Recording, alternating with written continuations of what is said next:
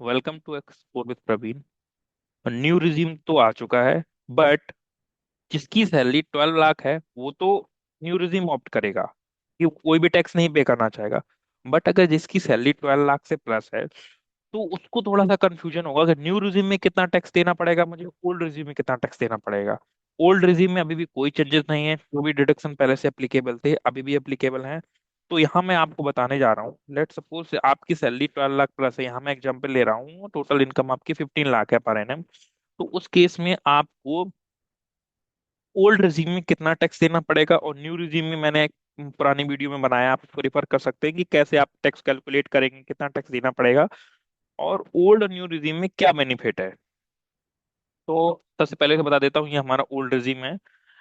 2.5 लाख तक zero tax था। 2.5 से 5 लाख तक आपको 5% टैक्स देना पड़ता था। और 5 से 10 लाख तक आपको 20%, और 10 लाख से अब आप 30% में लाई करते हैं। तो इसमें कई सारे डिडक्शंस हैं, कुछ मैंने डाल रखे हैं। जैसे स्टैंडर्ड डिडक्शन इसमें 50,000 है, ड्यू में 75,000 है। एटीसी की एक लिमिट है। एटीसी में आप पीपीएफ, ईपीएफ, फिक्स डिपॉजिट और म्यूचुअल फंड वगैरह आप इसमें क्लेम कर सकते हैं, जिस बकेट की मैक्सिमम लिमिट 1.5 लाख रुपीस है। एटीडी में आप इंश्योरेंस कवर कर सकते हैं। आप अपनी अपनी स्पॉयस और अपने पेरेंट्स के साथ 50,000 से 75,000 तक कर सकते हैं। अगर आपके पेरेंट्स सीनियर सिटीजन हैं तो आप इस लिमिट को बढ़ा के 75,000 तक मैक्सिमम ले जा सकते हैं। अगर सीनियर सिटीजन नहीं है तो ये मैक्स आपकी 50,000 तक है। आपका कोई एजुकेशन लोन है तो आप उसको क्लेम कर सकते हैं। होम लोन पे इंटरेस्ट 2 लाख तक है अभी।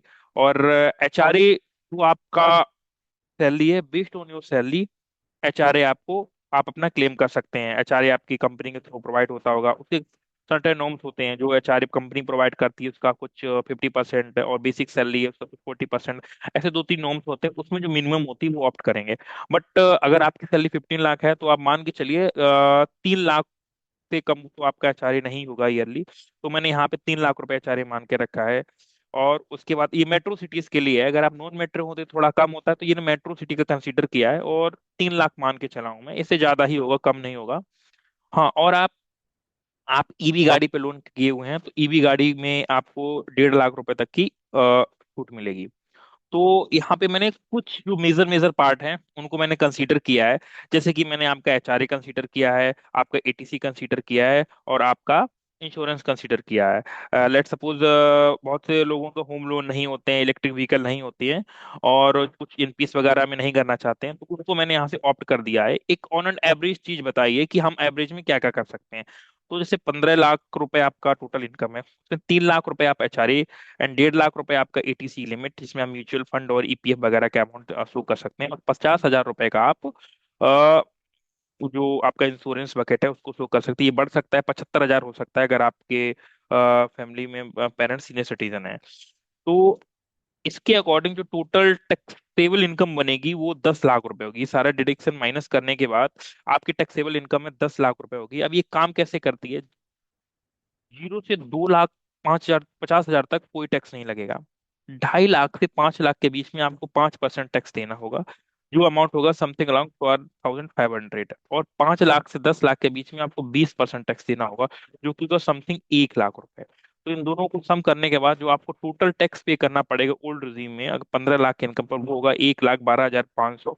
ये तब होगा जब आप सिर्फ एचआरए, एटीसी एंड इंश्योरेंस को क्लेम करते हैं। अगर आपके पास ईवी है, इलेक्ट्रिक व्हीकल लोन है, और आपके पास होम लोन भी है और आप एनपीएस वगैरह में ही स्पेंड करते हैं, तो इन सारी चीजों को दिखा के तो आप और भी डिडक्शंस ले सकते हैं।